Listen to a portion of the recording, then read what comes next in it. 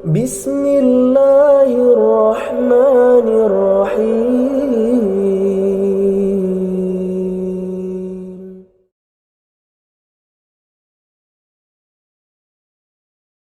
Bismillahirrahmanirrahim. Assalamualaikum warahmatullahi wabarakatuh.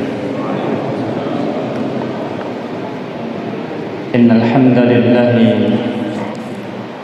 nahmaduhu wa nasta'inuhu wa nastaghfiruh wa na'udzu billahi min shururi anfusina wa min sayyiati a'malina.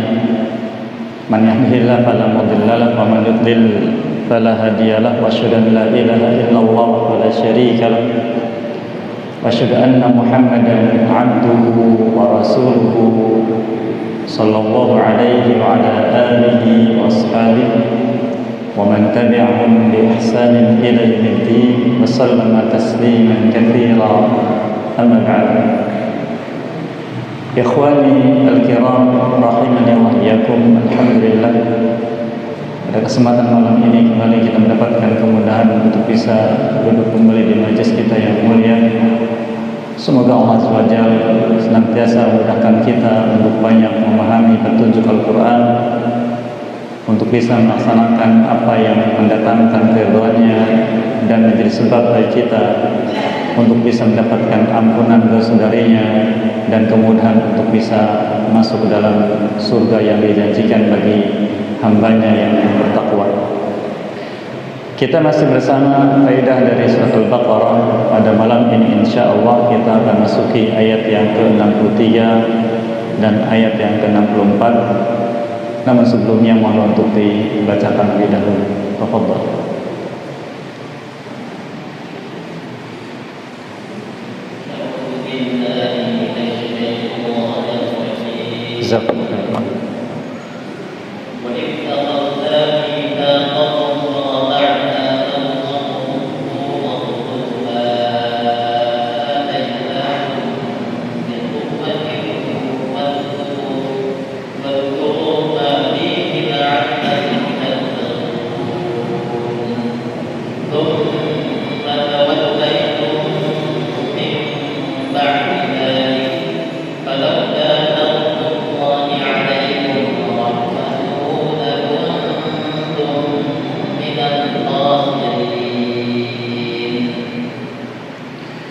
Barakallahu fikum. Allah Azza wa Jalla menyebutkan, a'udzu billahi minasyaitonir rajim. Wa idh akhadna mitsaqakum wa rafa'na fawqakum at-tura khudhu ma atainakum biquwwatin wadhkuru ma fihi la'allakum tattaqun.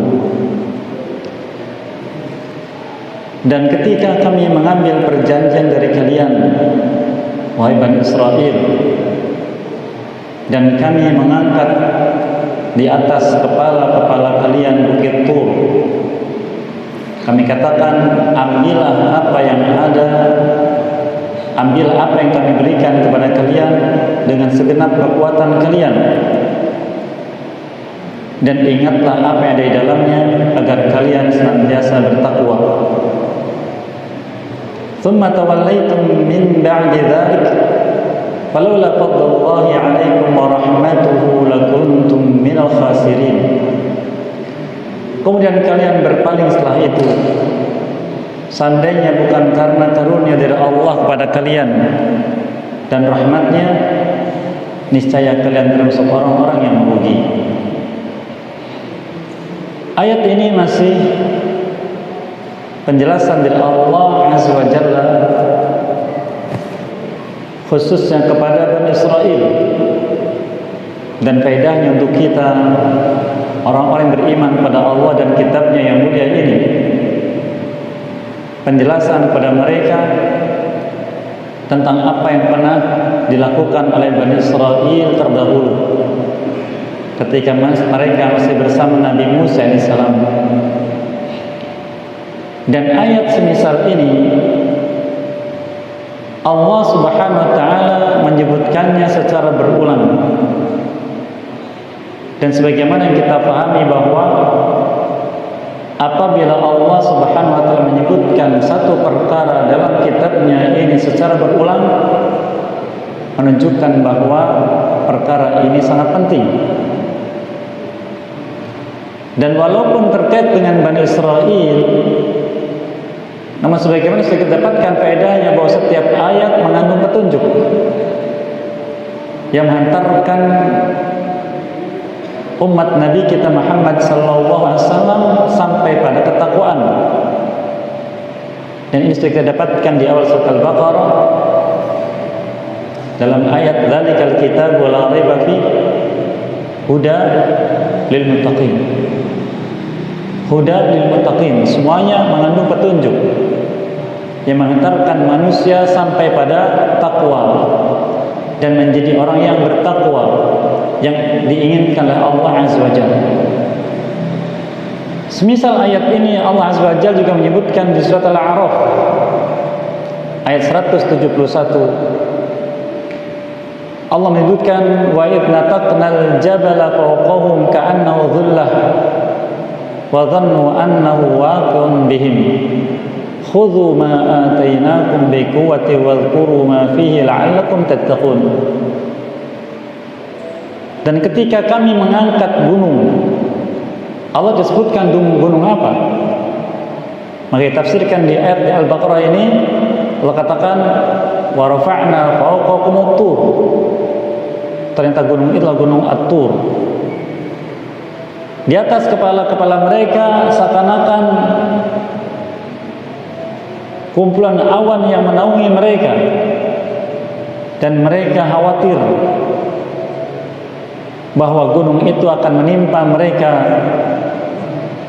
Kemudian Allah Azza wa Jalla mengatakan khudhu ma atainakum biquwwah wadhkuru ma fihi la'allakum tattaqun, sama dengan apa di surat Al-Baqarah.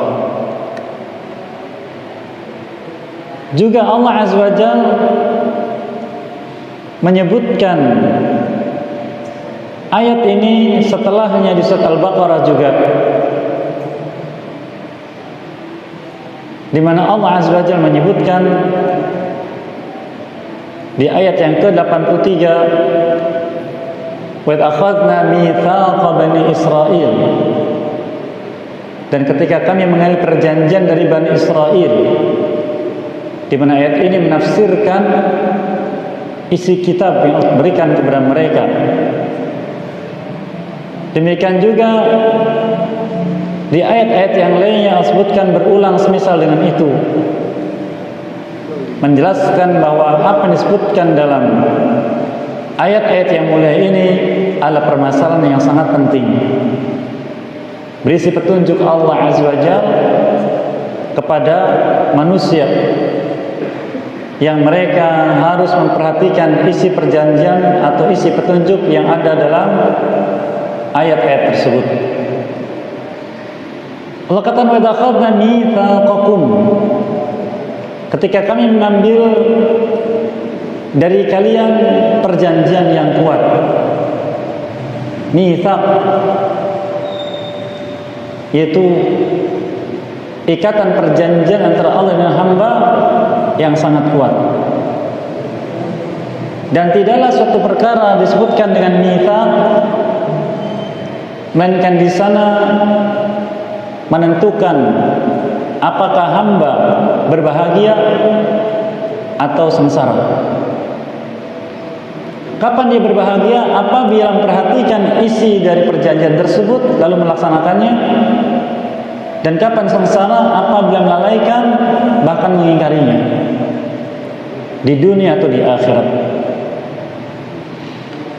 Dan Allah Azza wa Jalla menjelaskan isinya seperti yang dijelaskan di surat Al-Baqarah ini juga di ayat berikutnya, di ayat yang ke-83 tadi. Allah firmankan wa akhadna mitsaqa bani Israil, ketika kami mengambil perjanjian dari Bani Israel. Apa isinya? Mari kita lihat. Inilah di antara syariat Allah Azza wa Jalla yang diajarkan pada kaum terdahulu di antara Bani Israel di sini, dan juga yang diajarkan kepada Nabi kita SAW, yang disampaikan pada kita sekalian umat beliau, sesuatu yang sama karena dari sumber yang sama. Allah firmankan la ta'budun illallah agar kalian tidak beribadah kecuali hanya kepada Allah, tauhid, yang bermakna dari atau makna dari la ilaha illallah. Yang kedua, bil walidaini ihsana, berbakti pada dua orang tua, wadzil qurba, kepada kerabat, wal yatama, kepada anak yatim, wal masakin, dan juga orang-orang miskin. Wa qulu lin-nasi husna, dan agar kalian bicara pada manusia dengan kebaikan. Wa qimus shalah, menegakkan salat. Wa atuz zakah, kemudian menunaikan zakat. Sama, tidak jauh berbeda. Namun kemudian mengapa pada mereka hal itu tidak terwujud lagi? Karena banyak sebab. Di antaranya adalah dilakukannya tahrif dalam kitab-kitab mereka. Apa itu tahrif? Penyimpangan. Baik dengan membuang sebagian ayat atau masukkan yang bukan ayat dalam kitab yang Allah turunkan pada mereka. Sebagian sudah kita ambil faedahnya di ayat sebelumnya, yaitu di ayat yang ke-59. Fabaddala alladziina dzalamu qawlan ghaira alladzi qila lahum. Orang-orang yang zalim dari mereka berani mengganti firman Allah Azza wa Jalla yang Allah sampaikan pada mereka dengan sesuatu dari ucapan yang bukan dari firman Allah Subhanahu wa taala yang disampaikan pada mereka. Kita kembali pada ayat yang sedang kita ambil faedahnya. Wa idz akhadna mitsaqakum wa rafa'na fawqakumut tur, dan kami mengangkat bukit Tur. Di antara hikmah Allah Azza wa Jalla, sebagaimana sudah kita dapatkan faedahnya tadi tentang isi perjanjian tersebut, ya, perjanjian sangat penting yang menentukan kebahagiaan dan keselamatan manusia, dalam hal ini Bani Israel. Kemudian melihat dari sifat Bani Israel yang sudah kita lewati ayat-ayatnya sebelumnya, bagaimana sifat mereka? Pembangkang, menyimpangkan kalimat Allah Azza wa Jalla, mendustakan, menebat para nabi. Bahkan di ayat sebelumnya katakan wa yaqtuluna an-nabiyyin bighairil haqq, berani membunuh para nabi dengan tanpa alasan yang dibenarkan. Maka karena sifat-sifat mereka seperti itu, dan Allah Azza wa Jalla masih menghendaki petunjuk kepada mereka, maka Allah sampai mengangkat bukit Tur, sehingga mereka menyangka di ayat Al-A'raf tadi bahwa bukit itu akan menimpa mereka. Kalau tidak mengikuti apa yang Allah inginkan, maka mereka binasa saat itu. Sampai Allah Azza wa Jalla menegaskan kepada mereka, ya, la'allakum tattaqun, agar kalian bertakwa. Dan orang yang beriman, setipis apapun imannya, tahu kalau suatu perkara menghantarkan seseorang pada takwa, ini jalan kebahagiaan di dunia dan di akhirat. Khususnya adalah orang-orang beriman dari umat Nabi kita Muhammad SAW, maka mereka sangat paham betul apa yang disebut dengan takwa, apa faedah dari takwa. Karena Allah menginginkan dari hambanya takwa, dan takwa tidak akan tercapai kecuali dengan mengikuti petunjuk kitabnya. Di Al-Baqarah kita bacakan, mengikuti petunjuk kitabnya. Maka bila menyimpang, bila meninggalkan, apalagi mengingkari, maka itu sebab dari keburukan. Tahu semua. Ini pun diketahui oleh Bani Israel. Namun apa kata Allah setelahnya? Tsumma tawallaitum min ba'di dzalik. Kemudian kalian berpaling setelah itu. Belum lama diangkat perjanjian oleh Allah Azza wa Jalla, sampai diangkatnya bukit Tur. Di ayat yang ke-83 tadi Allah mengatakan, "Tsumma tawallaitum illa qalilan minkum wa antum mu'ridun."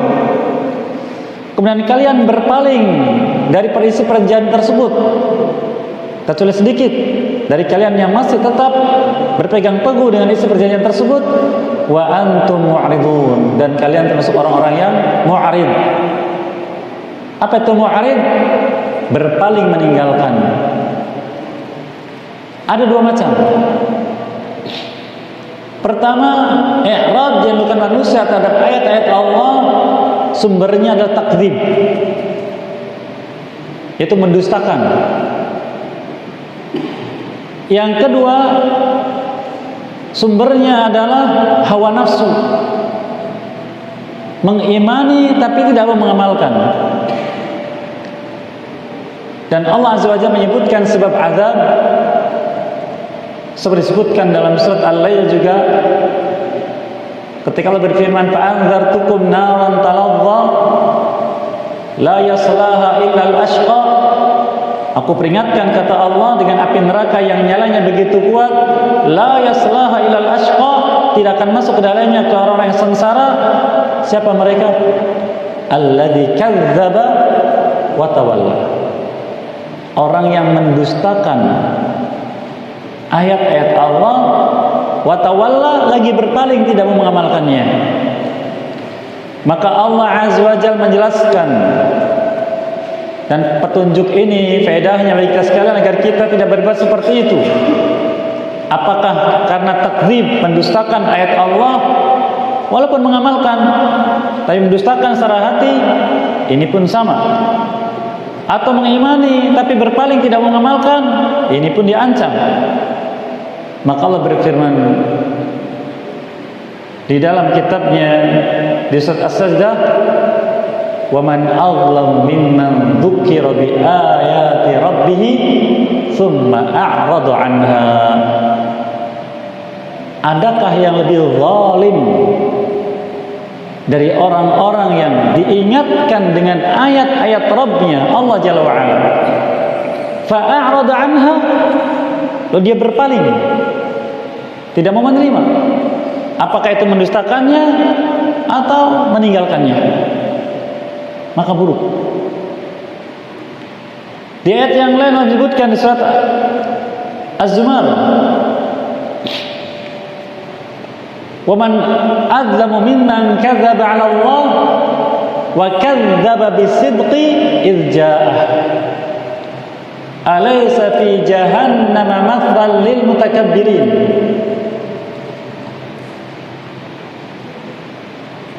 Siapa yang lebih zalim? Adakah lebih zalim dari orang-orang yang mendustakan ayat-ayat Allah atau mendustakan Allah dan mendustakan as-sidqi, yaitu Al-Quran? Jadi Allahnya didustakan atau Al-Qurannya? Bukankah jahanam tempat-tempat bagi orang-orang yang kafir, tempat bagi orang yang sombong? Maka ini ancaman dari Allah Subhanahu wa ta'ala. Maka Allah mengingatkan kita dengan kasus yang terjadi pada Bani Israel. Itulah mereka.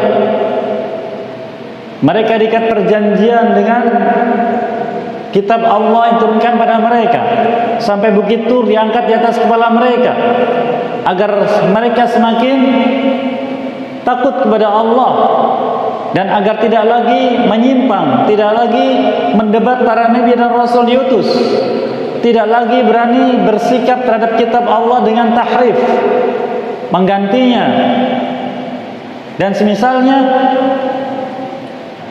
Kemudian Allah berpesan, khudhu ma atainakum biquwwah. Ini pesan Allah.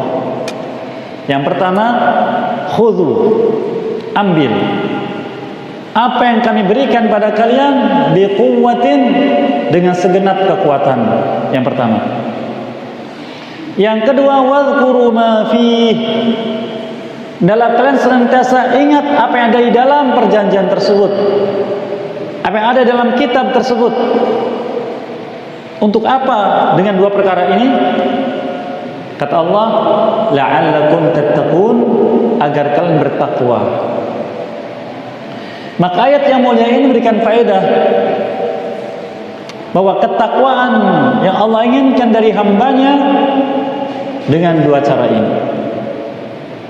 Pertama, khudhu ma atainakum biquwwah, mengambil. Dengan cara bagaimana? Mau mempelajarinya, mempelajari membacanya, mempelajari kandungannya. Itulah yang disebut dengan haqqa tilawatih. Cara membacanya kita belajar,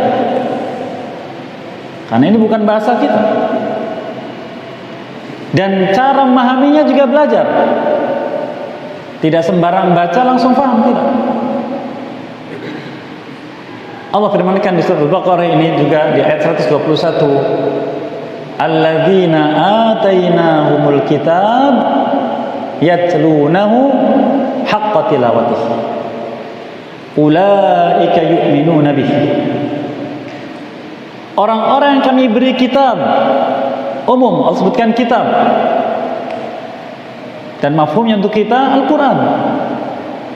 Kemudian mereka membaca kitab itu dengan haqqa tilawatih, bukan sekedar qiraa'ah sari'ah, membaca dengan cepat, tidak. Walaupun memang membaca Quran ada keutamaan, disebutkan namanya riwayat dari Nabi kita SAW yang sahih, tapi Allah Azza wa Jalla memberikan penjelasan pada kita, maksud dari turunkannya kitab Allah laisa mujarrad qiraa'ah, bukan sekedar dibaca. Allah firmankan surat Muhammad alaihi wasallam, afala yatadabbaruna al-Qur'an, tidakkah mereka mau melakukan tadabbur terhadap Al-Quran? Ma huwa tadabbur? Apakah tadabbur? Membacanya, memahaminya, kemudian dengan sebab itu beriman dan mengamalkannya. Itu tadabbur. Maka ini harus kita lakukan. Maka ketika kita membaca kitab Allah, maka usahakan memahami apa yang kita baca. Kemudian kita serap petunjuknya menjadi iman. Kemudian kita berusaha mengamalkannya. Khudhu ma atainakum biquwwah. Allah tidak hanya mengatakan khudhu ma atainakum, tidak, tapi biquwwatin, penjelasan, penegasan, yaitu dengan segenap kekuatan lahir dan batin. Karena orang yang baca Al-Quran atau kitab Allah Azza wa Jalla butuh kemauan, butuh semangat, butuh pengorbanan. Kalau kita tidak ada kemauan, bagaimana? Tidak kita baca. Tidak ada kesungguhan, kita pun sebentar saja. Kalau kita tidak mau berkorban, kita akan hitung-hitungan. Maka begitu kita baca. Demikian juga dengan batin kita, harus kita siapkan untuk setiap kali ayat yang kita baca disikapi dengan iman. Setiap kali kita baca, kita hadirkan tasdik, pembenaran, kemudian azam yang kuat untuk mengamalkannya. Allah firmankan di surat Al-Hajj, dzalika wa may yu'azzim sya'airallah fa innaha min taqwal qulub. Demikianlah orang yang bisa melakukan ta'zim, mengagungkan, memuliakan, menjunjung tinggi syiar-syiar Allah dan Al-Quran, syiar Allah yang besar.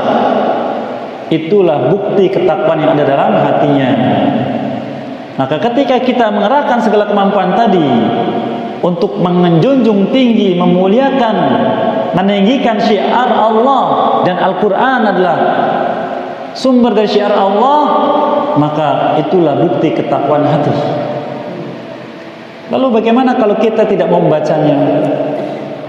Apalagi duduk di majlis ilmu untuk mengambil faedah petunjuk Quran. maka kita tidak akan tersentuh iman. Kita tidak akan termotivasi untuk beramal. Maka bagaimana keadaan kita kalau begitu? Maka khudhu ma atainakum biquwwah. Ambil apa yang kami berikan kepada kalian dengan segenap kekuatan kalian. Sehingga setiap ayat yang kita baca menjadi ilmu. Setiap ayat yang kita baca menumbuhkan iman. Setiap ayat yang kita baca memotivasi kita untuk beramal. Sekarang sudahkah kita memeriksa iman kita? Hari ini iman kita bertambah atau tidak? Belum. Mengapa? Al-Qur'annya belum kita baca. Atau kita baca tapi masih belum mengerahkan segala kemampuan lahir batin kita, belum. Sehingga jadi ilmu saja belum, apalagi menumbuhkan iman, apalagi motivasi untuk beramal. Itu menunjukkan derajat kita sekarang di hadapan Allah Azza wa Jalla. Dan Allah Azza wa Jalla mengikat kondisi iman dan pengakuan iman dengan kitabnya. Derajat iman dengan kitabnya, ikatan kita dengan kitab Allah Azza wa Jalla. Di surat Al-Baqarah tadi ayat 121, alladzina atainahumul kitab yatlunahu haqqa tilawatih. Apa kata Allah? Ulaika yu'minuna bih. Itulah orang-orang yang beriman terhadap kitab Allah. Membaca dengan sebenarnya. Di ayat yang lain Allah Jalla wa Ala menyebutkan tentang derajat orang beriman dikaitkan dengan kitab Allah Azza wa Jalla. Di surat Fatir ayat yang ke-32. Tsumma awratnal kitaba alladzina astafaina min ibadina. Kemudian kami wariskan kitab ini kepada hamba-hamba kami yang kami pilih. Faminhum zalimun li nafsih. Di antara mereka zalim li nafsih, masih melanggar larangan Quran, meninggalkan perintah Quran walaupun beriman. Wa minhum muqtasid, di antara mereka muqtasid, sudah bisa meninggalkan larangan Quran tapi masih terbatas pada amalan yang wajib karena sudah mulai mengetahui ilmunya. Wa minhum sabiqun bil khairat biidznillah, dan di antara mereka ada orang-orang yang bersegera dalam kebaikan dengan izin Allah. Mengapa? Karena dia tahu petunjuk Quran. Mana yang dilarang, mana yang diperintahkan. Sehingga tahu hukumnya, tahu keutamaannya, dan tahu bahwa inilah yang meninggikan derajat di sisi Allah Azza wa Jalla. Nabi kita bersabda SAW, yuqalu li sahibil Quran, iqra warattil warqi kama kunta turattil fid dunya fa inna akhir manzilataka fi akhiri ayatin taqrauha atau kama qala sallallahu alaihi wasallam. Dikatakan kepada ahli Quran, baca, tartillah, dan naiklah derajatmu setiap kali membaca, dan tingkatan akhirmu di surga adalah akhir ayat yang kau baca. Jadi kalau kita setiap hari tidak ada ayat-ayat yang kita baca, terbayang tidak? Kalaupun masuk surga, di mana derajatnya? Kita sudah paham gambarannya. Maka Quran jadikan bagian dari kita sebagai wujud iman kepadanya. Ayat yang lain berbicara di surat Fatir juga. Sebelumnya, innal ladzina yatluna kitaballah wa aqamus shalah wa anfaqu mimma razaqnahum yarjuna tijaratan lan tabur. Sesungguhnya orang yang membaca kitab Allah, menegakkan salat, memberikan sebagian dari sebagian yang kami infakkan pada mereka untuk infak, berarti mereka itu telah melakukan jual beli dengan Allah yang tidak memberikan kerugian. Allah sebutkan baca Quran pertama kali sebelum salat, yang merupakan amal terpenting dalam Islam. Sebagai wujud dia beriman kepada Allah setelah dua kalimat syahadat, menunjukkan akan pentingnya derajat membaca Al-Quran, membaca kitab Allah. Ini yang pertama. Khudhu ma atainakum biquwwah. Maka mari kembali pada diri kita, sudahkah kita punya kesungguhan, kemauan untuk baca Quran? membaca kitab Allah. Yang kedua, wadhkuru ma fi. Ingatlah apa yang ada di dalamnya. Karena Al-Quran menjelaskan pada kita tentang segala keadaan. Ketika kita melihat datangnya waktu malam seperti sekarang, datangnya waktu siang, perputaran matahari dan bulan, kita ingat ayat Allah, inna fi khalqis samawati wal ard wa ikhtilafil laili wan nahar la ayatil liulil albab. Sesungguhnya pada penciptaan langit dan bumi, pergantian malam dan siang, ada tanda keagungan Allah bagi orang-orang yang berakal. Apa yang mereka katakan ketika mendapatkan tanda itu? Allah katakan ayat berikutnya di surat Ali Imran ini, alladzina yadhkurunallaha qiyaman wa qu'udan wa 'ala junubihim wa tafakkaruna fi khalqis samawati wal ard rabbana ma khalaqta hadza batila subhanak faqina 'adzabannar. Siapakah mereka? Ulul albab, yaitu orang-orang senantiasa ingat kepada Allah dan menyebut namanya, baik ketika berdiri, ketika duduk, ketika berbaring, dan senantiasa memikirkan penciptaan langit dan bumi dan mengatakan, ya Allah, Engkau tidak ciptakan ini semua sia-sia. Maha suci Engkau, bertasbih kepadanya. Kita lihat matahari berputar, subhanallah. Kita lihat alam yang indah, kita katakan subhanallah. Kita lihat suara burung yang merdu, kita katakan subhanallah. Bukan melalui perlombaan untuk dapat hadiah. Itu orang beriman. Ingat ayat-ayatnya. Oh, kalau saya lihat ini saya harus bertasbih. Oh, kalau saya lihat ini harus begini. Ketika mendengar ini harus begini. Wadhkuru ma fi. Ingat. Ketika kita mendapatkan nikmat, Allah katakan di surat Al-Baqarah sudah kita lewati, ya bani Israil azkuru ni'mati allati an'amtu 'alaikum.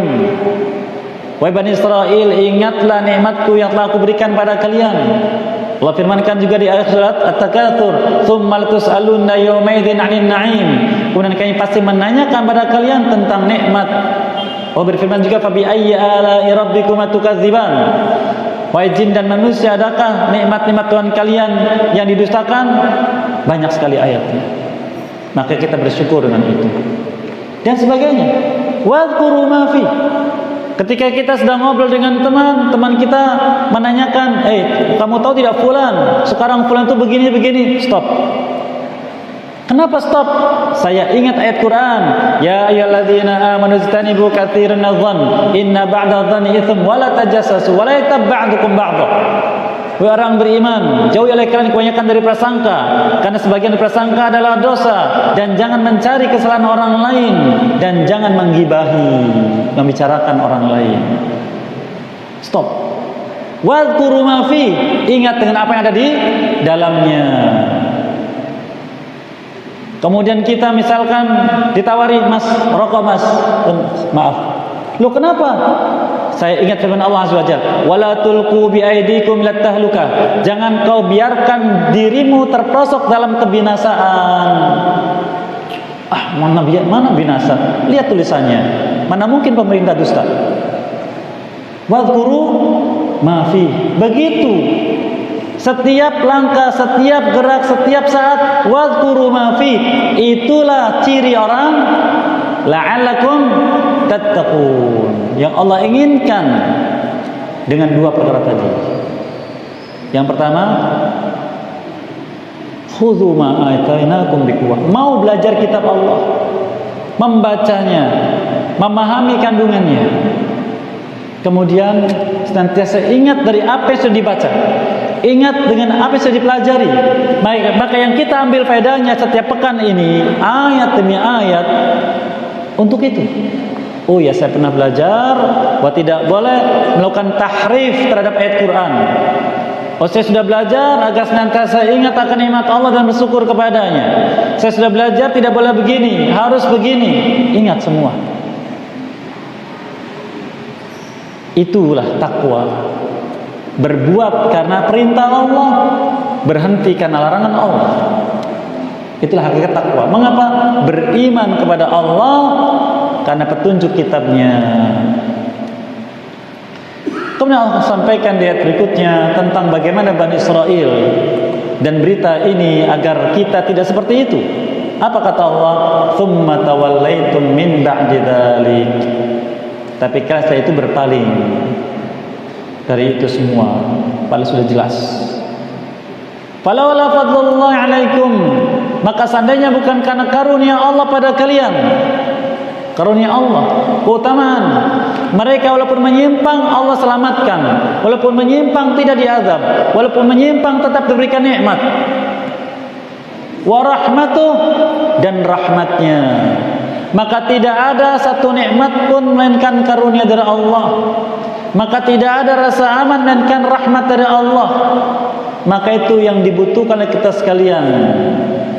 Maka ketika kita melihat ada kaum mendapatkan kehidupan tidak aman suatu negeri, maka bersyukurlah kepada Allah karena kita mendapatkan karunia dan rahmat darinya. Ketika kaum yang lain kelaparan, kita masih kenyang, bersyukurlah kepada Allah karena ini adalah karunia dari Allah dan rahmatnya. Ketika orang lain berbuat kekufuran dan murtad, kita bersyukur kepada Allah karena saya masih dijaga Islamnya dan tetap beriman.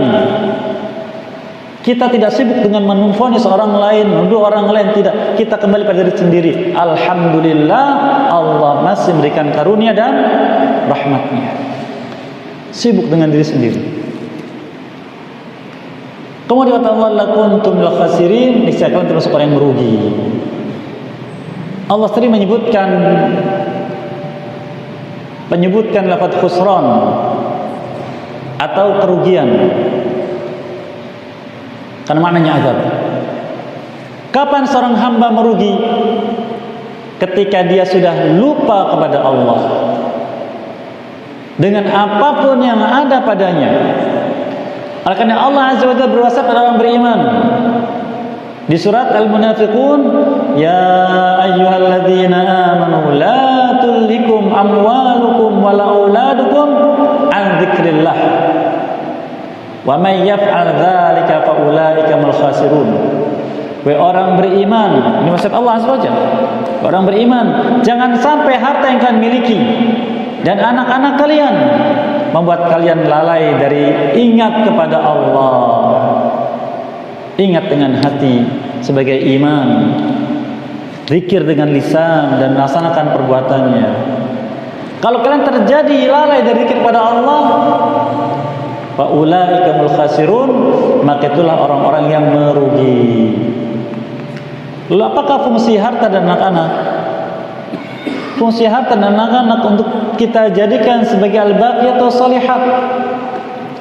Sudah disebutkan di surat Al-Kahfi, al-mal wal banuna zinatul hayatid dunya wal baqiyatu shalihat khairun 'inda rabbika thawaba wa khairun amala. Harta dan anak-anak itu sekedar perhiasan kehidupan dunia yang membuat kita senang di dunia ini. Adapun al-baqatus shalihat, sesuatu yang kekal, lagi saleh, apa kata Allah? Khairun 'inda rabbika thawaba, yang terbaik untuk kalian sebagai pahala, wa khairun amala, dan yang terbaik dari harapan. Maka jadikan segala sesuatu sebagai sarana kita ingat kepada Allah, zikir kepada Allah. Itulah yang akan menghantarkan kita pada keberuntungan dan jauhkan kita dari kerugian. Maka dengan kita tetap berada di atas iman, dimudahkan kita untuk bisa membaca kitab Allah, duduk di majlis ilmu, mengambil faedah dari ayat-ayat Allah, dimudahkan taat kepada Allah. Itulah karunia dan rahmat dari Allah yang wajib kita jaga dan kita syukuri. Kalau tidak, lakuntum minal khasirin, kalian termasuk orang yang rugi. Alhamdulillah. Semoga senantiasa menjaga kita dari apa yang sekarang kita dapatkan dan menjauhkan kita dari penghalang untuk bisa tetap taat kepadanya, dan maafkan kesalahan kita selama ini dan mengampuni dosa kita. Wallahu lidzal wal qadir alaih. Barangkali ada yang menyampaikan sesuatu, maka dipersilakan setelah adzan Isya. Tafadhol tadi yang mau menyampaikan sesuatu. Ya.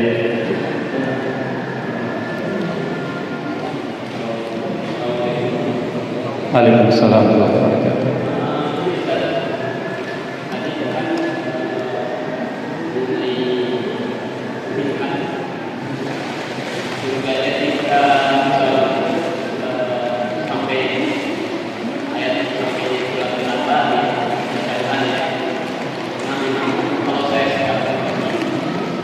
Yang sangat konsumsi, yang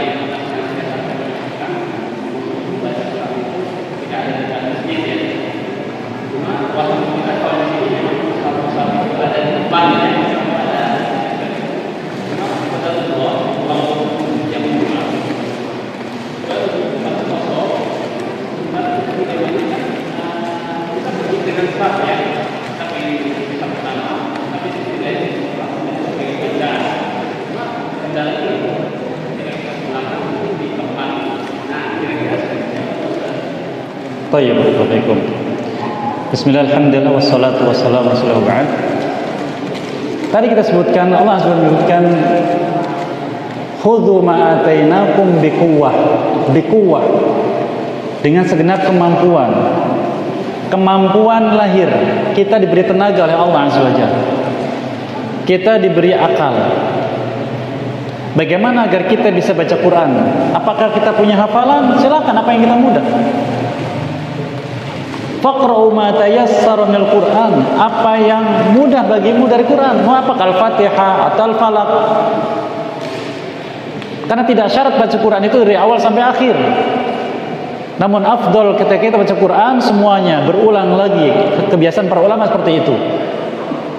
Apabila kita punya wirid rutin, jadwal baca Quran rutin berurutan dari awal sampai akhir, dan kita belum memiliki hafalan dari awal sampai akhir kecuali dengan mushaf, maka gunakan mushaf. Apalagi zaman sekarang begitu mudahnya. Setiap handphone kita pasang aplikasi Quran, atau kita bawa dari rumah Quran khusus sebagai bahan untuk kita wirid rutin dengan baca Quran. Kalaupun kita tidak memiliki itu semua, di masjid ada mushaf, maka kerahkan tenaga kita untuk mengambilnya dengan melangkah dan berjalan. Kalau kita khawatir mengganggu orang lain, maka kita minta tolong ke yang di depan, fulan tolong membelikan mushaf.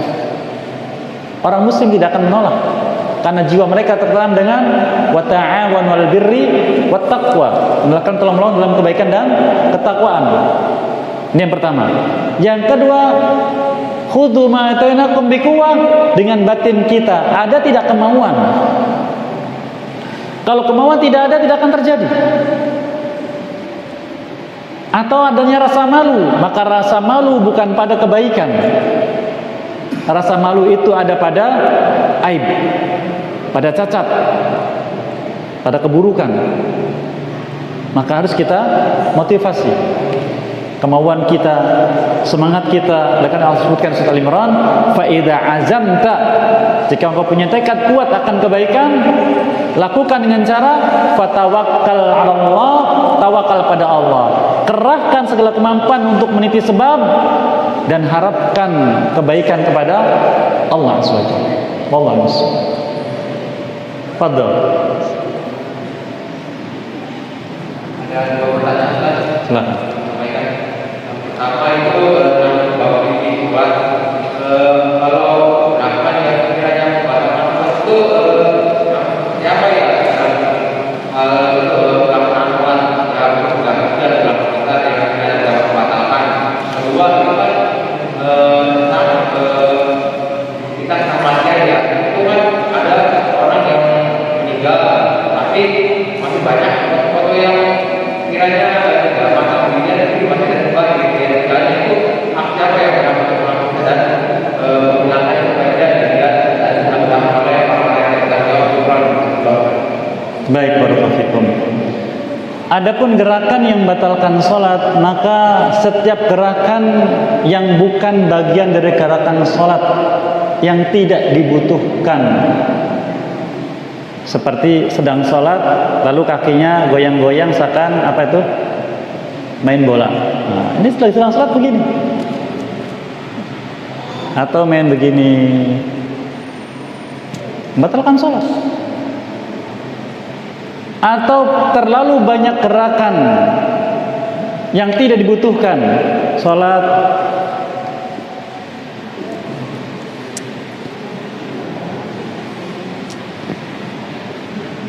terlalu banyak gerakan. Adapun kalau dibutuhkan tidak masalah, seperti menggaruk kepala, menggaruk kaki, kalau dibutuhkan, tapi tidak terlalu banyak. Dan ulama fikih khilaf tentang berapa batasnya, yaitu mereka mengatakan banyak saja. Ini yang pertama. Yang kedua, inilah bahaya kita suka mengupload foto, khususnya foto-foto yang mengandung unsur maksiat. Ketika seorang sudah meninggal dunia, ini masih bertebaran di mana-mana. Kalau pelakunya belum bertobat dari itu, wali'adzubillah, Setiap kali muncul gambar, ketika dia sengaja menguploadnya, maka dia mendapatkan nilainya. Walhamdulillah. Tapi kalau dia sudah bertobat dan berlepas diri karena tidak mungkin bisa menghapusnya sendiri, maka Allah maafkan itu insya Allah. Lalu siapa yang berhak menghapusnya? Siapapun dari muslim. Mereka dituntut untuk menutupi aib saudaranya, apalagi sudah wafat. Maka di sini pentingnya ilmu, sehingga dia tahu harga diri saudaranya yang muslim. Jangankan orang yang masih hidup, sudah meninggal, masih hidup pun tidak boleh diungkap aibnya. Dan barang siapa menutupi aib seorang muslim, Nabi kita menunjukkan SAW, man sattara musliman sattarallahu yaumal qiyamah. Barang siapa menutup keburukan orang muslim di dunia, Allah akan tutup keburukannya di hari kiamat nanti. Wallahu a'lam. Yang punya kuasa, yang punya mic. Fadal. Fadal. Saya mau tanya, jadi salah satu tempat yang dibaca berdoa kemudian doa pada saat sedih atau tentang yang paling mengambil dari apa bisa custom pakai bahasa Indonesia? Baik. Kemudian yang kedua, saya sudah jelaskan sesuai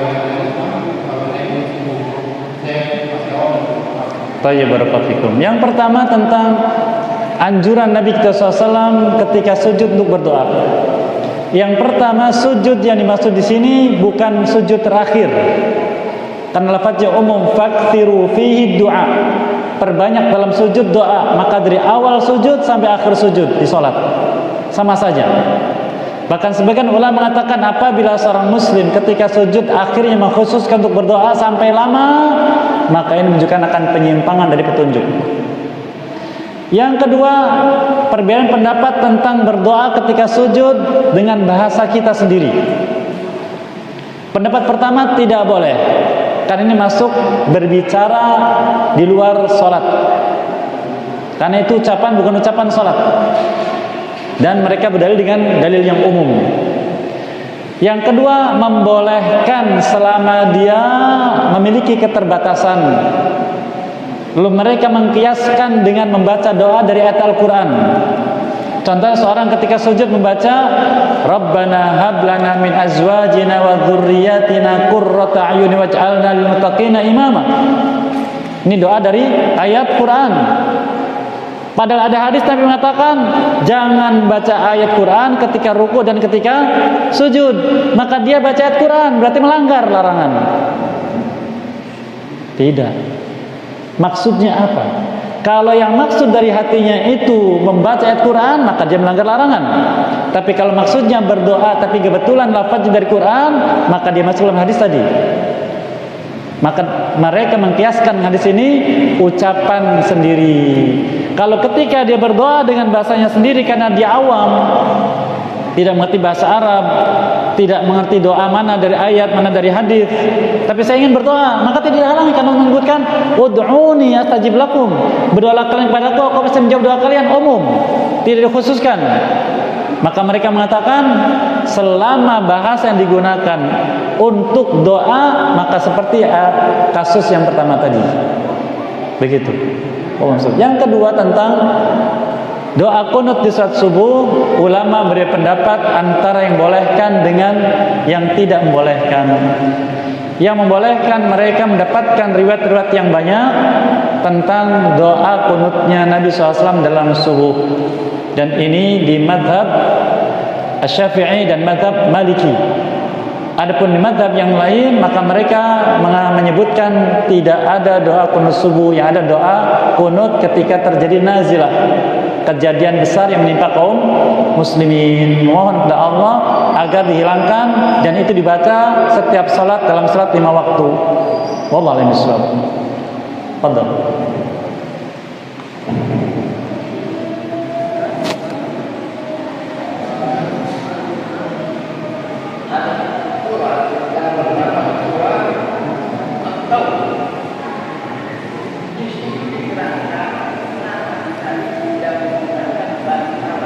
Baik.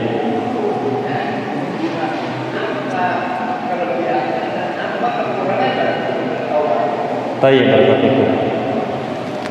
Al-Quran jelas tidak ada kekurangan, karena itu adalah ayat Allah yang merupakan sifat dari Allah, maka menunjukkan akan kesempurnaan Allah Azza wa Jalla. Yang pertama. Yang kedua, ulama tafsir berbeda pendapat tentang alasan tidak disebutkannya basmalah di surat At-Taubah. Sebagian mereka berpendapat isi surat At-Taubah itu seakan-akan kelanjutan surat sebelumnya, Al-Anfal, yaitu tentang qital, tentang pertempurannya Nabi SAW. Jadi seakan-akan menyambung.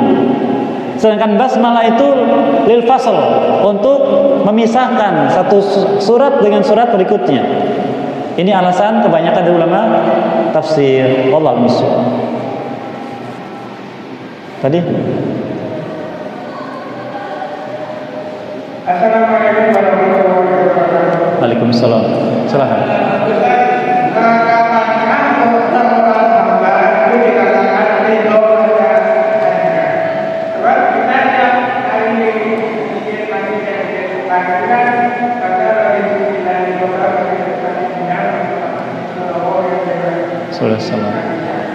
Baik, barakallahu fikum.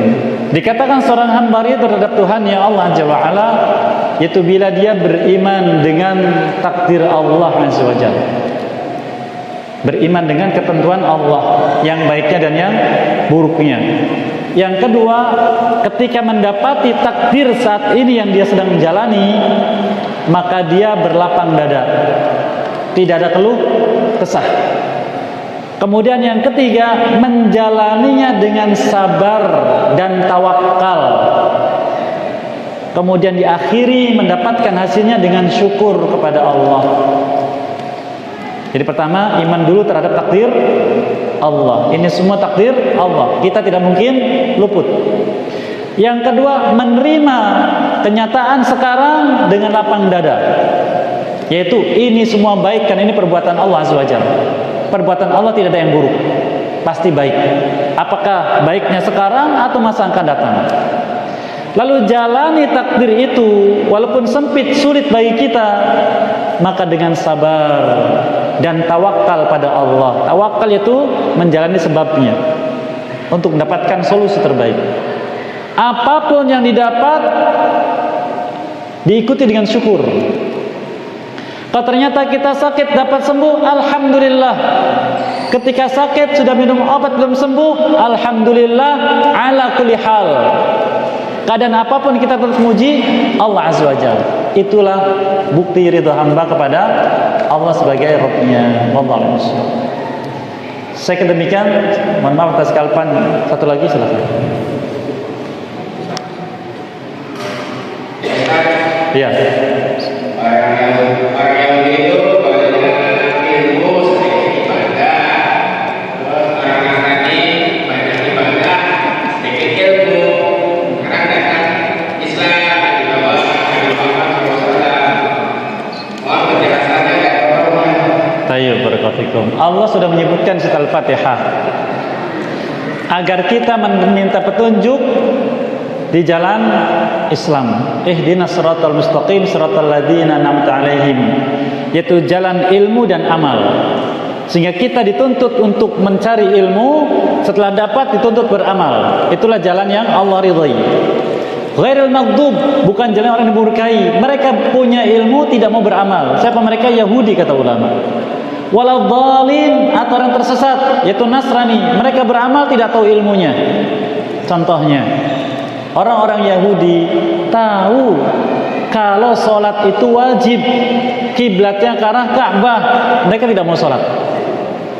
Sholatnya diubah, menghadap tembok dengan begini-begini, iya kan? Orang Nasrani yang penting kan kita mau soleh, ibadahnya tepuk tangan, siulan, nyanyian, joget-joget.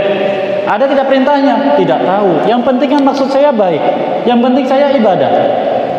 Maka orang muslim harus tahu ada tidak perintah ibadah, bagaimana ibadahnya, lalu dilaksanakan. Begitu. Wallahu a'lam. Muhammadin wa ala alihi wa sahbihi alhamdulillahi subhanallahi wa bihamdihi asyhadu an la ilaha illa anta astaghfiruka wa atubu ilaik. Assalamualaikum warahmatullahi wabarakatuh.